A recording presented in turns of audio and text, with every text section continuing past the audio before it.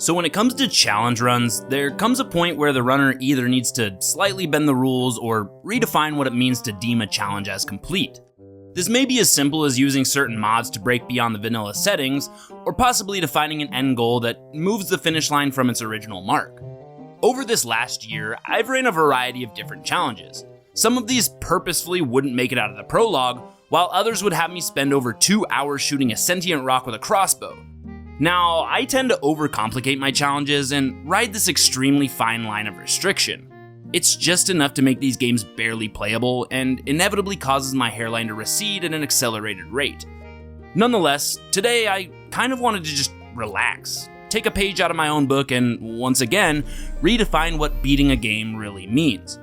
However, this time, instead of taking the definition of the word and mutilating it into an almost unrecognizable bastard of its former self, I was going to turn a full 180 and sprint off in the complete opposite direction, bringing me to the challenge I present you with today. Today, I'm setting out to prove that it's totally possible to beat Cyberpunk 2077 by, beating it. So, what are the rules, you ask? Well, it's very simple this time around. My goal is to complete the main Cyberpunk 2077 campaign on the hardest difficulty by only using the baseball bat. It's pretty straightforward. Oh, and I was also trying to limit myself to 1 quick save per POI, but it's really not all that relevant. Like most of my Cyberpunk runs, it all begins with trying to steal a high-profile car to clear Pepe's debt, failing horribly, getting some iron stuck in my face, meeting a new friend, partying with said friend, then waiting for friend to clear these enemies so I could then loot them like the little goblin I am, and produce my one and only weapon for this run, a baseball bat. After rescuing Sandra, staring intensely at a van until it crashed, and getting back home safely, I settled into bed to fall into the arms of Morpheus. Only to be woken up by Jackie calling me, all excited about this new job he's just landed us. Oh great, this again. Well, better now than never. We stopped by Vix to get some pro bono cyberware, I took a ride with Dex to acquire the details of our setup, and then went back to meet back up with Jackie by the entrance of Royce's Maelstrom hideout. After checking out the gear and finding it in working condition, I bopped Royce on the head and went about Babe Ruthing the rest of his crew, finally testing out my weapon for the first time. And what can I say? It was a very satisfying experience.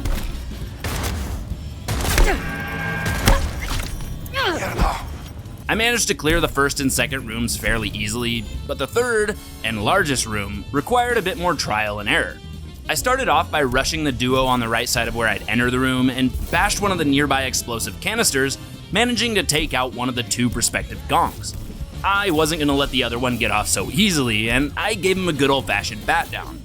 Once he was gone, I was pretty low on health and under a lot of fire, so I retreated back to the previous room to catch my breath. Shortly after, I went back to systematically banish the remaining 5 to the Shadow Realm and move on to one of the last rooms of the hideout. There were only 4 dudes in this area and a further 3 in the last room, and removing their code from the game was a swift task due to all the cover that was provided to me. I could easily just pop in and out of cover, bashing and healing all the while, and that was pretty much all there was to securing the flathead. Now, once this half of our setup was complete, I took some time to allocate some of my levels. Mostly dumping all of my points into body, but bringing up reflexes and cool to 4 for access to their first tier of perks. The perks I'd selected at this time were Painkiller, duh, the first 2 levels of Wrecking Ball, and Fly Swatter, only to regret that decision and swap it out for Clapback instead. After leveling up, I set off to complete part 2 of my setup, talking to Evelyn. And as you all know by now, Evelyn shows me a pretty thorough BD sheet recorded of Yorinobu's penthouse, and from it, I'm able to locate a hidden safe, meeting the exact holding specs of this biochip we were planning to rob. Now that I'd completed all that was needed for the setup of our heist, it was now time to meet up with Dex, go over the plan one last time, then suit up for Jackie's eventual funeral. I mean, the heist of Konpeki Plaza. Now, Konpeki Plaza has a crazy amount of security, so, like usual, we'd need to leave our weapons in the car, but this won't matter because I still have plenty of components to just craft another bat once I was through the metal detectors. I was also given some free XP for simply existing, so I picked up a couple more free perks, Army of One and Kinetic Absorption. Jackie and I made it to our rooms without incident. I was able to then relieve the Plaza's Netrunner of his nightly duties, and afterwards was given yet another 2 free levels. At this point, I was dumping all my attribute points into body, and then I picked up the first 2 tiers of Quake, giving me some reduced stamina costs and higher attack speeds. After all this free experience, it was time to ride up to the penthouse, locate the biochip, witness a patricide, childishly giggle about the jank of this game, gets me every time, craft another baseball bat, then take a leap of faith, landing ourselves, as always, in a heaping pile of shit. I woke up out of my daze to witness Jackie turning into Mr. Blue Eyes, only to realize instead that he'd just slotted the biochip into his beehole. Oh, grow up. Now it was time to beat our way out of here, starting with the 6 guys in the first hallway we'd come to. Now, I nearly died several times throughout the duration of this fight, but I was feeling gracious to myself this time around and allowed myself the use of health items, and thank fuck I did.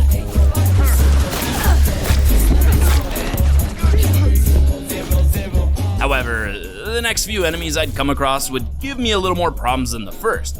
But upon a second attempt, I was able to get Jackie to pull their aggro enough to come up behind him and whack him upside the head, followed by 5 more easy kills, clearing us a path to the elevator. Now, I feel I've had it fairly easy up to this point, but I knew the next few enemies would be a bit more of a challenge, and boy was I right.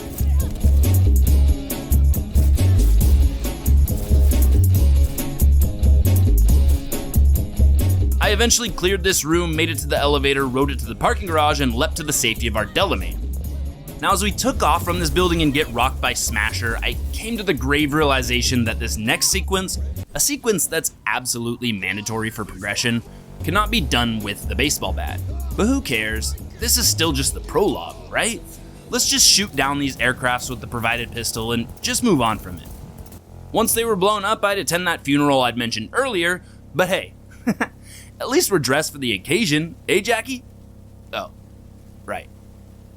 After wiping my hands off in the mirror in Dex's room, I get to attend a funeral of my very own, and conclude that it's pretty much possible to beat Cyberpunk 2077 by literally beating it. Oh, right. It's been a while. Game's not over yet. Johnny shit, blah blah blah, and I'm alive again. God damn it. After rising from the dead and getting picked up by Takamura, I failed this run all over again because of these goddamn scripted chase scenes. And I'm back in Victor's chair. Holy fuck, I forgot how little combat there is in these initial hours of gameplay. Let's just skip forward to where I'm back in my apartment complex, seeing what kinds of melee mods Coach Fred has in stock. And with my current amount of eddies, I was able to buy Cyclone and Blood Bruiser. Now, it's possible you may be asking me, why in the hell are you buying mods for a weapon that simply can't be modded? And I just have to say that this bat can't be modded. But this isn't the only bat in the game. You see, I'd left out that aside from the craftable tier 1 bat that I'd been using, there are actually 3 others, each having their own pros and cons.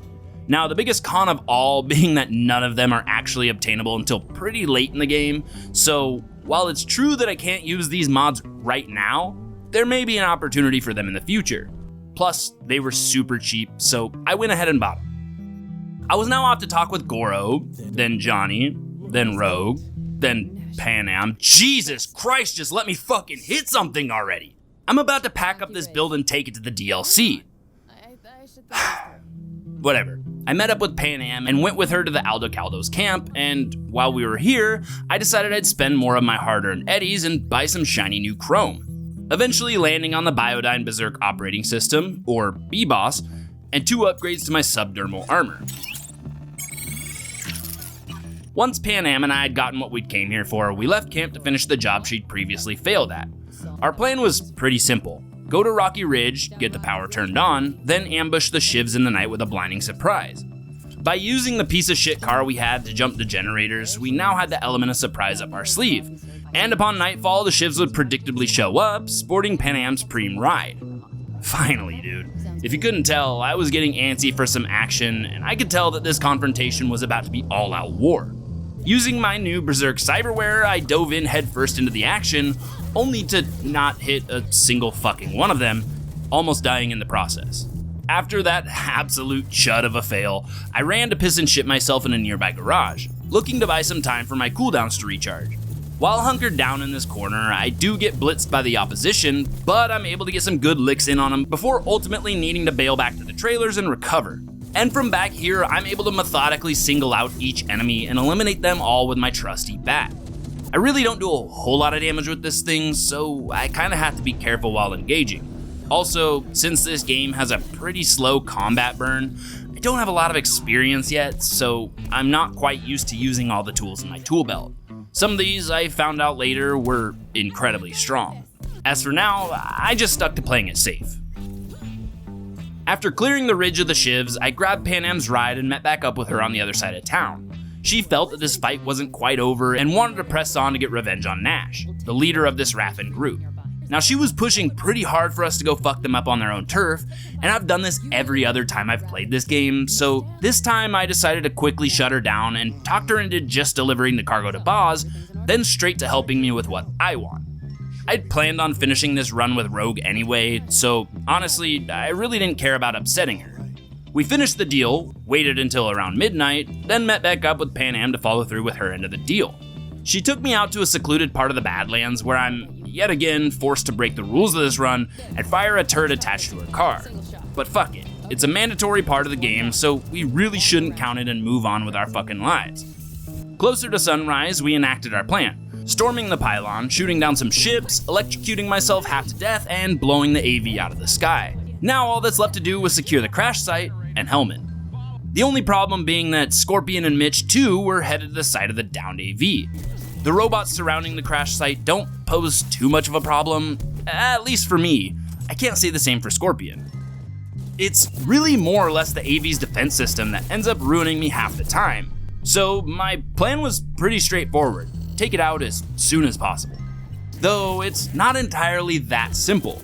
There were 2 robots I had to power down before officially making my way over there, and I had to do all of this out of the range of this dangerous defense system. Once they were out of the way, I activated my Berserk, rushed the AV, disabled its defenses, and barely made it out of there alive. After waiting out my cooldowns a bit, I went back in to clean up the rest of the robots as well as the flying drone. After all of this, Panam and I could finally break into the ship, only to find Mitch being held at gunpoint. Now obviously I can't fire my gun here, but thankfully he manages to slip his captor by doing something called the cowboy. Panam, but only if you remember the cowboy, don't you? Panam! Skipping all of the lamenting Panam does, cause frankly I don't care, I took off on Scorpion's motorcycle to a nearby gas station to track down Helmet. Coming up to the roof, I located an entrance that I was able to open up free of charge, but unfortunately it wasn't a really advantageous location. I would still be forced to engage with the enemy if I was going to reach Helmet. After taking out the first guard I'd come across, I retreated to the back rooms only to find the owner of the station waiting out this hostile takeover. This room would then be my makeshift safe room that I could run back to for safety if I needed to. After recovering and finishing my chat with the owner, I went back out to finish off the 2 remaining enemies and their now active turret. Unfortunately, this wasn't actually the last of the enemies. Not even close. As I pushed on into the garage, I'd come across every other guard and their mother. At this time, going berserk wouldn't even come close to lasting long enough to take out everyone, so I had to come up with a plan B. As I'd finished my first use of it and retreated back to my panic room, I noticed something using my minimap. Right, I had turned on the minimap because I was tired of opening my map every 5 seconds. Whatever, it's not important. I noticed that the enemies from the garage were filtering back towards me one at a time. This I'd use to my advantage. Anytime I didn't have my berserk, I would retreat back and face whoever followed me back here one-on-one. This rotation would prove really successful the first time around, and I'd make my way back to Helmet in a matter of minutes. After knocking him upside the head, I called Takamura and gathered Helmet up and took him back to the Badlands Motel to have a little chat. He told me some shit about Saburo and like the rules of the relic or something, and after all that dialogue, I brought my body up to 20, purchasing my first max level perk, Savage Sling. And this thing was awesome.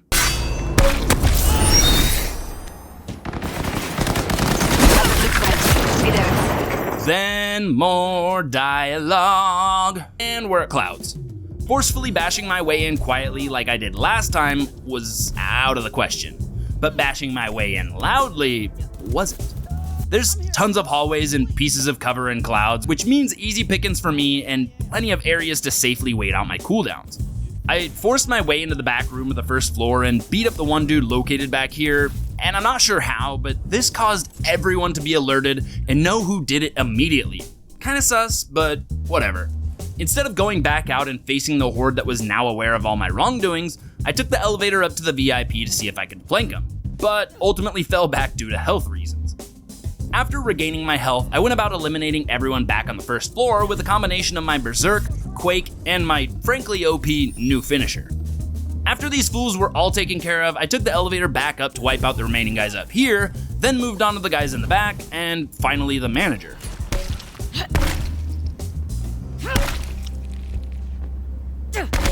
Well, aren't you the queen of... Locating some helpful information off his computer, I took off to fingers to punch him in the goddamn face and end my interaction with him as soon as possible. Then went off to buy a hard copy of Belle Delphine's OnlyFans mega, only to find out that this fucker scanned me. Turns out BD was just the name of the hardware, not the model's initials. Either way, it was still helpful in tracking down Evelyn at least. At this point, I'm pretty comfortable with my kit and utilize every aspect of it to my advantage. Throwing bodies to explode groups, cheap-shotting them in the nose while I block, and channeling my inner Barry Bonds to bash the skulls of everyone I ran into. We cleared our way through the basement of the compound until finally running into Evelyn and pulling her from her sex dungeon. Once we got her home safe with Judy, I was fed some interesting BDs that Judy managed to pull from Evelyn's implant, and they pointed me toward Pacifica. I only had one potential contact that may or may not be able to connect me with the Voodoo Boys, so I called him to ask for a favor. While waiting for Hans to come up with something, I met up with Goro to try and convince his past associate, Oda, that Yorinobu was the actual murderer of Saburo. He wasn't having it like usual, so I instead turned to my contacts, and thankfully Wakako, like usual, is there to have my back, providing me with some incredibly significant parade details. I didn't have much to do beyond this point, so I packed up and went off to Pacifica to wait out the call from Mr. Hands, and just as I'm pulling up, there he was. Wow, what luck. I met with his contact at the church who told me about Placide, who I then met with, then told me I had to investigate the gym for him before giving me access to Maman Brigitte. Classic. I should have known that after all that wishing for combat I was doing earlier, that it was gonna come back and bite me in the ass. These jacked up freaks are quite a bit tougher than your average baseball bat, so I had to get a bit creative with these ones. This took me a few tries, mostly due to the dude with a skull next to his name. My tried and true technique of using my Berserk in any environmental explosives only seemed to work on the two weaker ones. Time and time again, I was just getting wrecked by the leader of this first group of enemies, but after a few failed attempts, I'm able to once again take care of the other two, but lure the third one away from the other enemies located further back in the lot. He pulled out his pistol and tried to wipe me out as I ran, but this time I found some cover, so I was able to wait out my cooldowns before engaging him again, leading to his demise. Now, I could have taken the easy route and used my new finisher to turn all my enemies into weapons, but I didn't feel like that was in the spirit of this run, so I kept my use of it to a minimum and stuck to the regular finishers and just straight up melee to propel me through this section. There were 2 more enemies past this initial 3. One must have only been on his first cycle of trend while the other had years on it. No!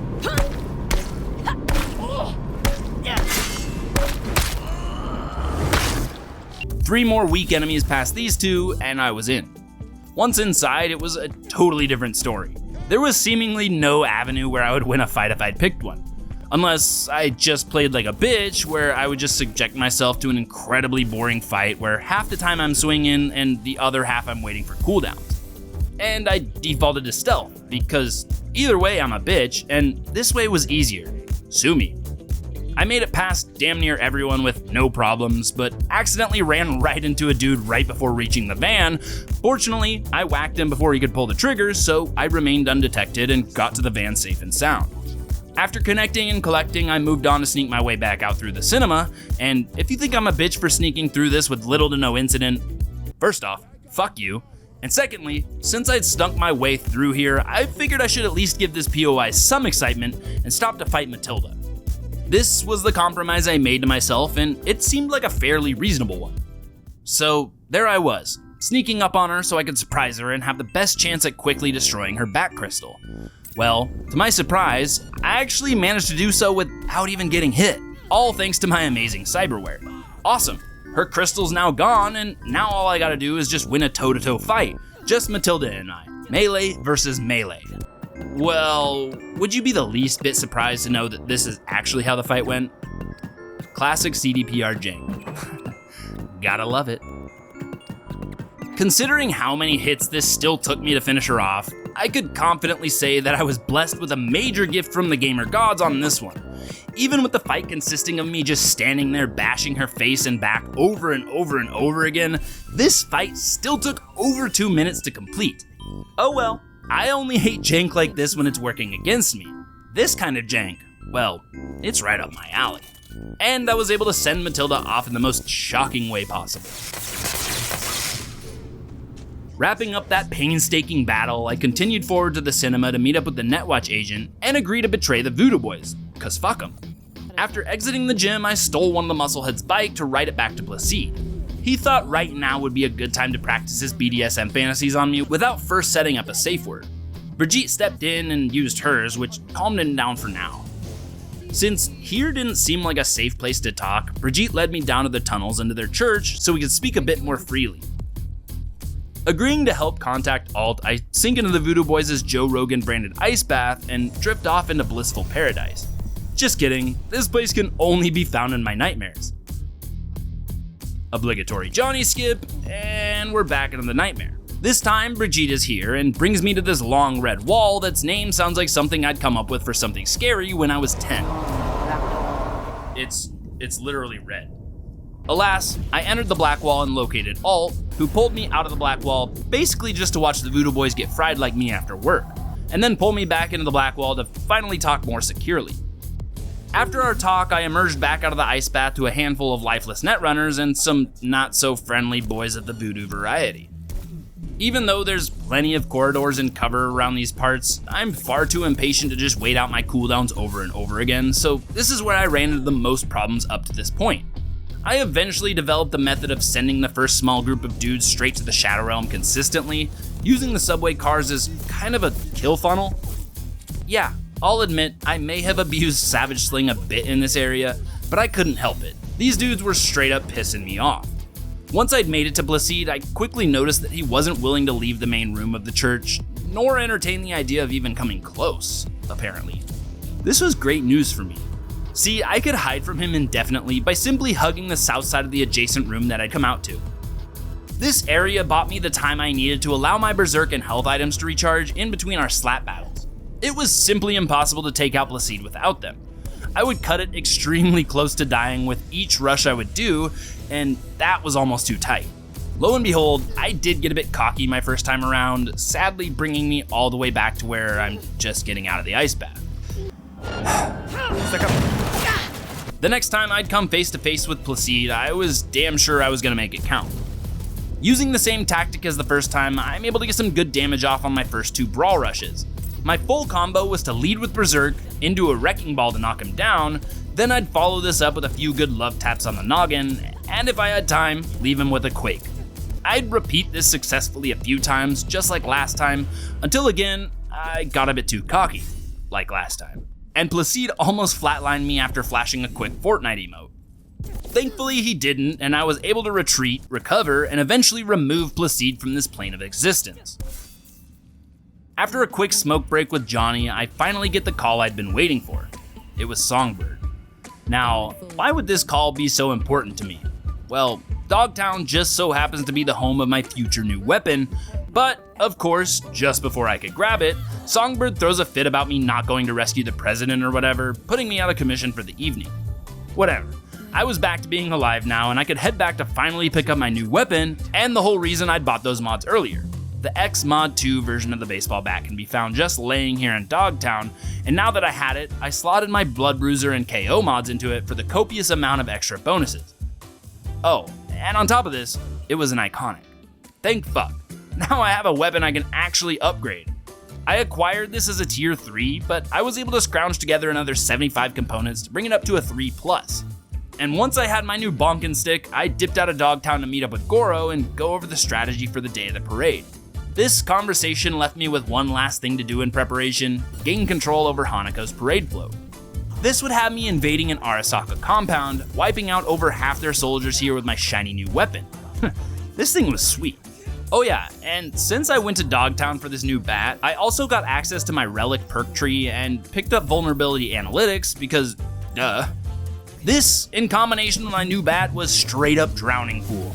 What? Something's got to give! 2, something's got to give. 3, something's got to give. I secured the float controls no problem and exited out through the roof, but not before wasting a few more of Arasaka's men. After this, I really didn't have much to do, so I thought it'd be fun to go around trying to fight some crime, keyword here being trying. Eventually, the call from Goro came through and he was ready for the parade day, and so was I. I met back up with him one last time to then begin the parade heist. My job was to take out all 3 snipers posted around the area watching over Hanaka's float, then make it to where the posted netrunner was. The first sniper was easy enough to deal with, just a few doinks on the head would take care of him no problem. The second was even easier than the first. He was left all alone in a secluded room with his only backup being Batmaned by me moments earlier. Now the third, although not any tougher than the previous 2, had a much tougher, ninja warrior course to get there. Tons of stupid drones and enemy crossfire that it's hard to not instantly become Swiss cheese. However, with enough waiting around for cooldowns, anything is possible. Well, that would be all. I'd finally made it to the netrunner and subsequently the second boss of this run, Oda. And I'm just gonna let this one play out for y'all.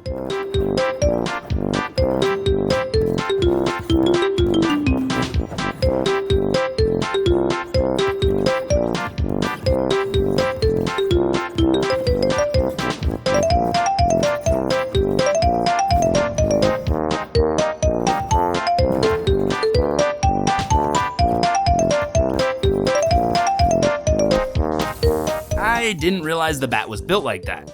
Afterwards, reassuring Goro that his friend was gonna be alright. Please breathe. Was. I'm sorry, Oda. Brought this on yourself, too. You know, for as many times as I played through this game, you'd think I'd remember how many knocks I needed to knock here. I thought it was 3, and, well, it wasn't. And, you'll never guess when the last time the fucking game saved was. Okay, it's fine. It's really not all that bad, right? I mean, I beat Oda my first try last time, so this should be a cakewalk, right?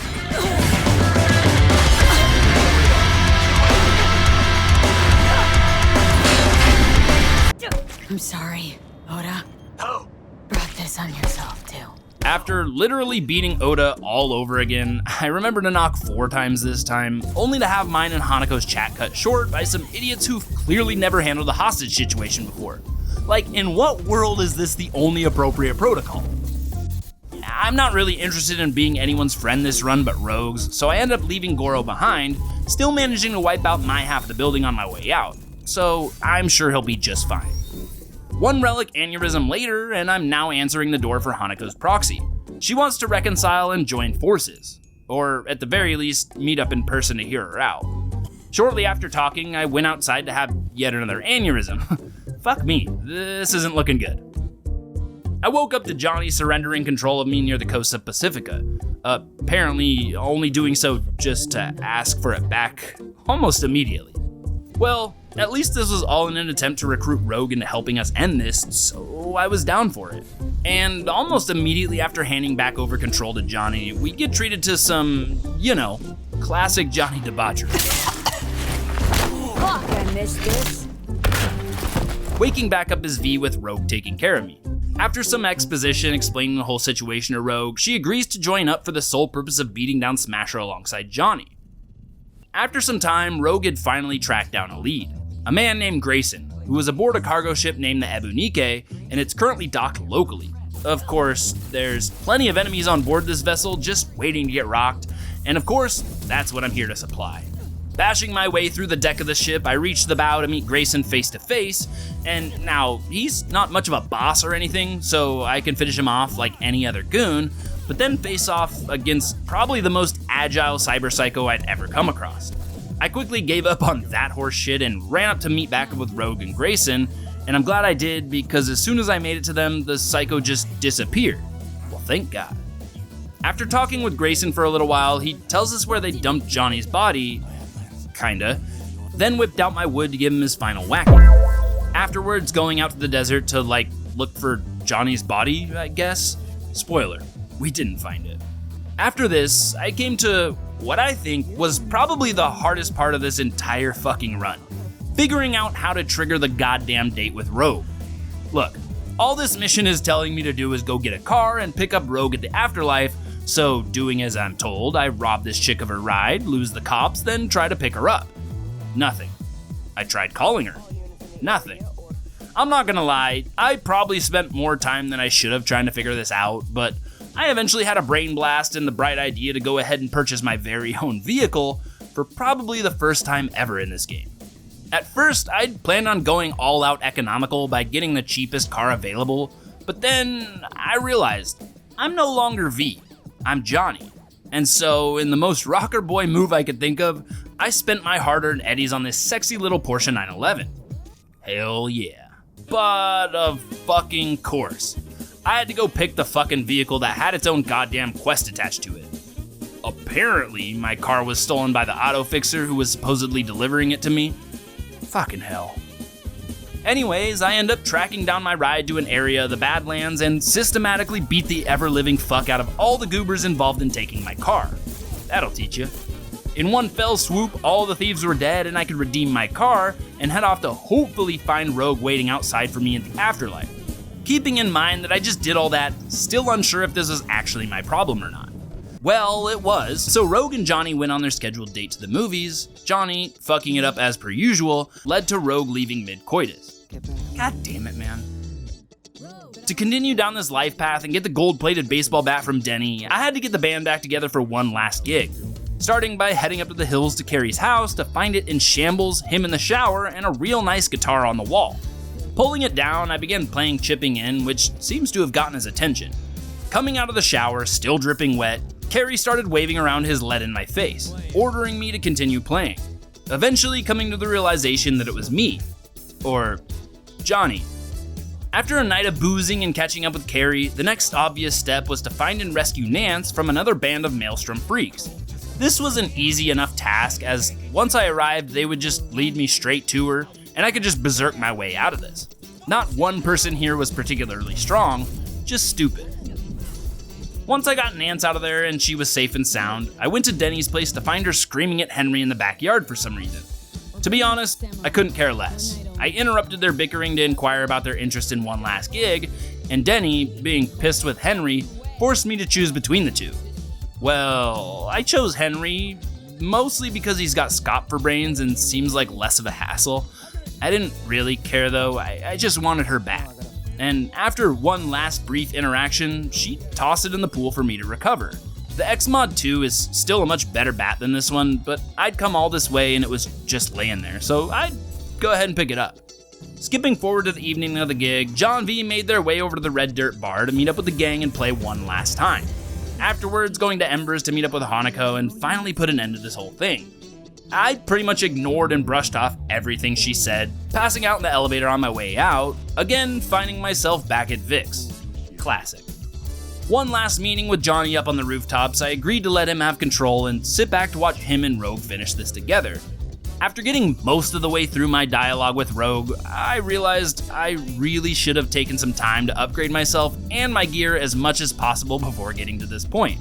So I reloaded my save prior to meeting Hanako, go about purchasing a body-attuned proxy shield, body-attuned Jenkins tendon, and some blood pump cyberware. Oh, and also a better version of my Berserk mod. Now I could go back through all that dialogue and traveling until I was back with Rogue storming Arasaka Tower like old times. Sadly, as we're amidst our brigade, we're shot out of the sky, crash landing within Arasaka Tower, now surrounded by enemies. But hey, at least we made it. Mostly. Now with all my new upgrades, perks, and weapons, I was a rippin' and a tearin' through these dudes. But really, I mean, who gives a shit about any of these weak-ass little enemies? We all know why we're really here. Where is he? He's right behind me, isn't he?